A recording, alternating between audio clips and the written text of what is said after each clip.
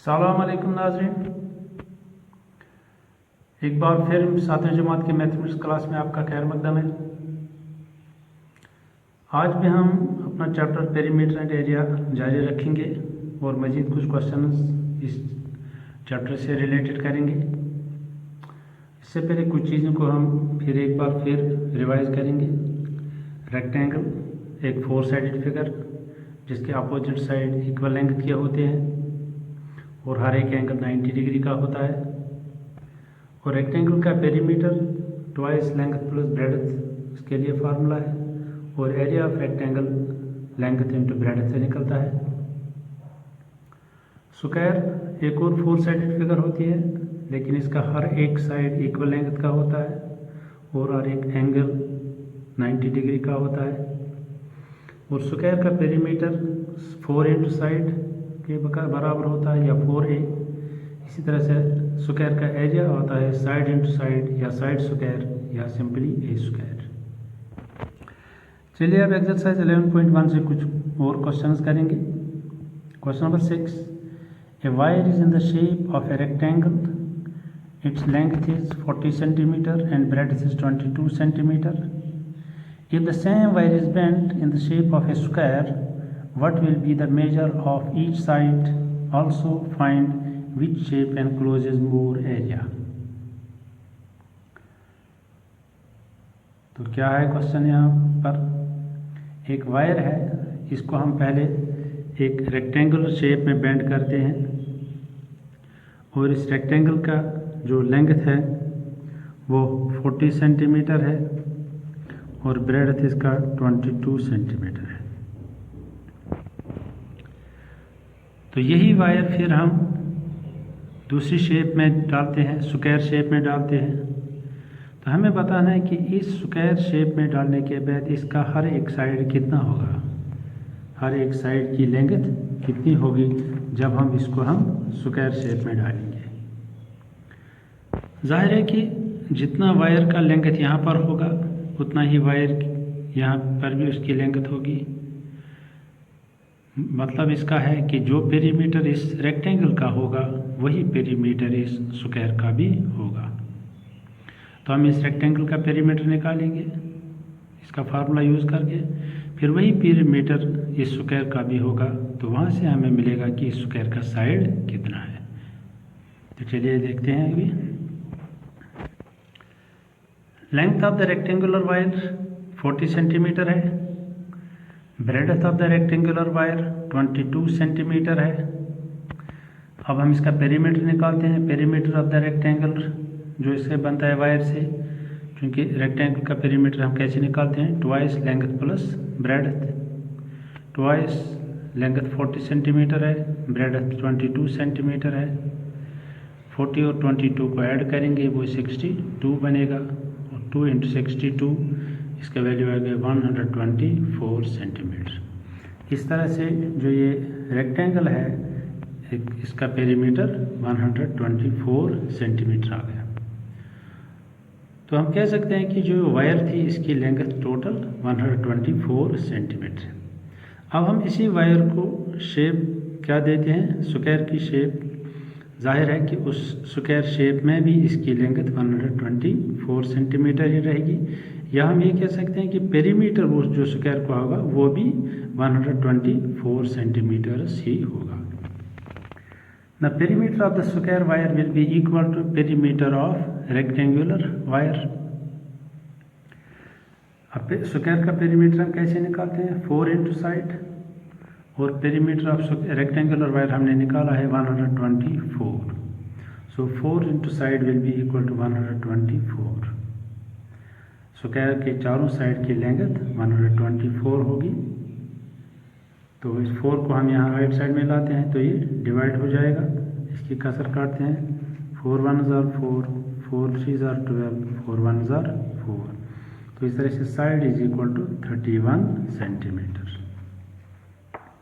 तो इस स्क्वायर का हर एक साइड कितना आ गया, 31 सेंटीमीटर।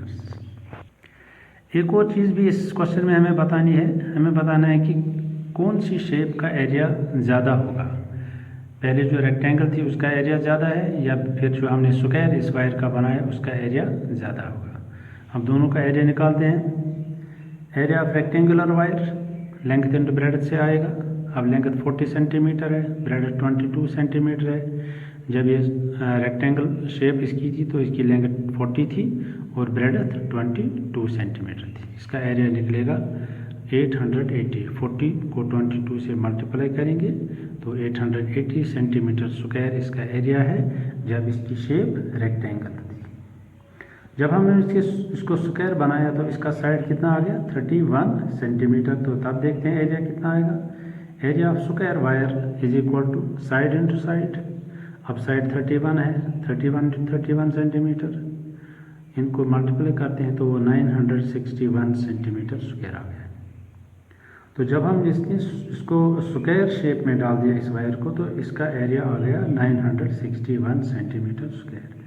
जब ये रेक्टेंगल शेप में थी तो तब इसका एरिया था 880 सेंटीमीटर स्क्वायर। अब जाहिर है एरिया कब ज़्यादा है जब स्क्वायर, तो hence square shape encloses more area, thus the square shape encloses more area।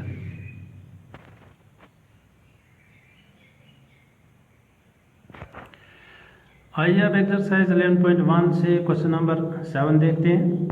The perimeter of the rectangle is 130 centimetre. If the breadth of the rectangle is 30 centimetre, find its length. Also find the area of the rectangle. एक rectangle है जिसका perimeter है 130 centimetre और इसकी breadth है 30 centimetre. हमें length निकालनी है और एरिया निकालना है। Breadth of the rectangle 30 centimetre है, perimeter of the rectangle 130 centimetre है जो क्वेश्चन में गिवन है। अब पेरीमीटर ऑफ रेक्टेंगल कैसे निकालते हैं हम, ट्वाइस लेंथ प्लस ब्रेड्थ। तो twice length plus breadth perimeter is equal to 130 centimetre. इस ट्वाइस को 2 को यहाँ राइट साइड में लेते हैं तो ये डिवाइड हो जाएगा, तो यहाँ रहेगा L plus B is equal to 130 divided by 2। तो इसकी कसर काटते हैं, 2 1 are 2, 2 6 are 12, 2 5 are 10। तो इस तरह से L plus B is equal to 65। अब B हमारे पास गिवन है 30 सेंटीमीटर, B के बदले 30 लिखते हैं तो L प्लस 30 B के बदले 30 इज इक्वल टू 65।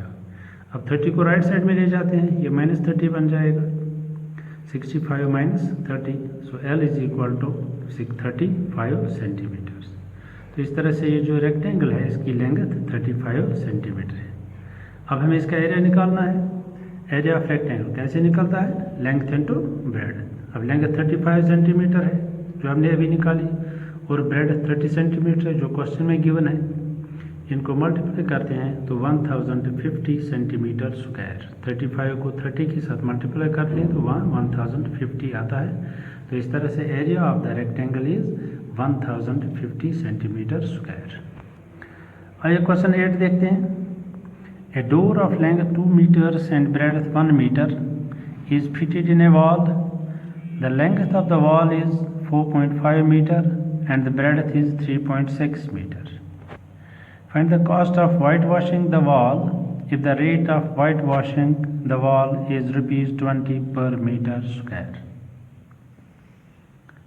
तो एक दीवार में एक दरवाज़ा लगा हुआ है जिसकी लेंथ 2 मीटर है और ब्रेड्थ 1 मीटर है दरवाजे की, और दीवार जो है उसकी लेंथ 4.5 मीटर है और उसकी ब्रेड्थ 3.6 मीटर है। हमें क्या बताना है, हमें बताना है कि इस दीवार को हमें वाइट वॉश करना है, उसमें कितना पैसा लगेगा। अगर 1 मीटर स्क्वायर में 20 रुपीज़ लगते हैं।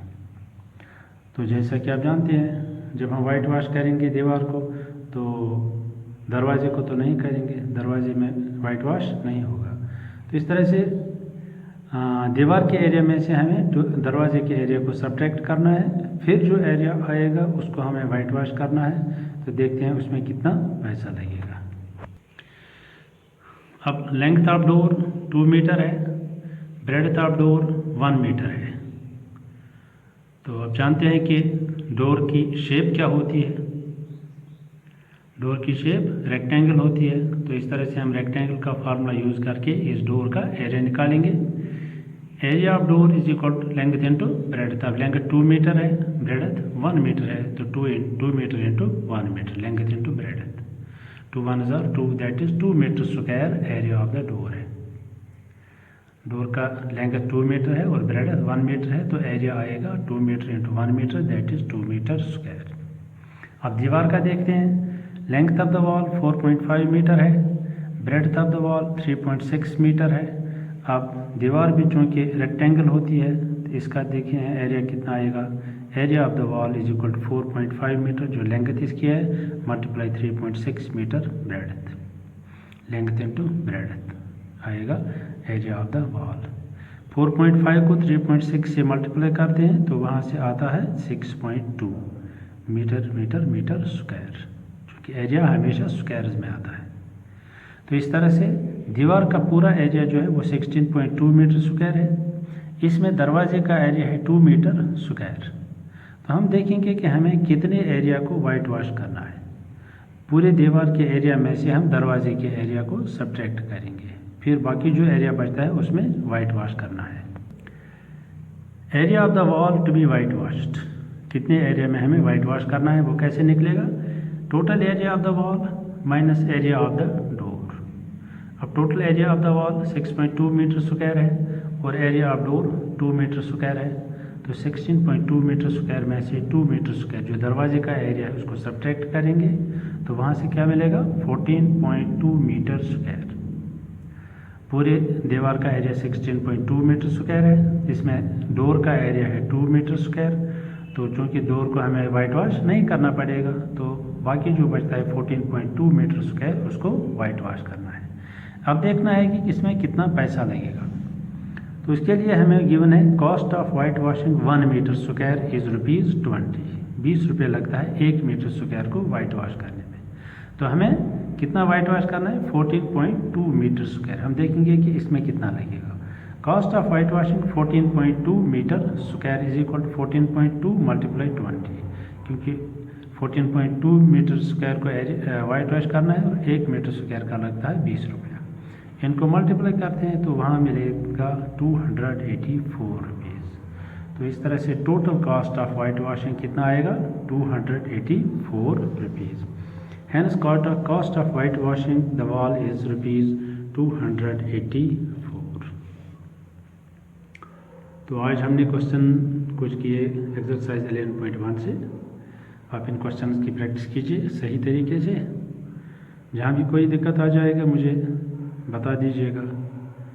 अगली क्लास तक के लिए इजाज़त दीजिए। Best of luck, thank you for watching.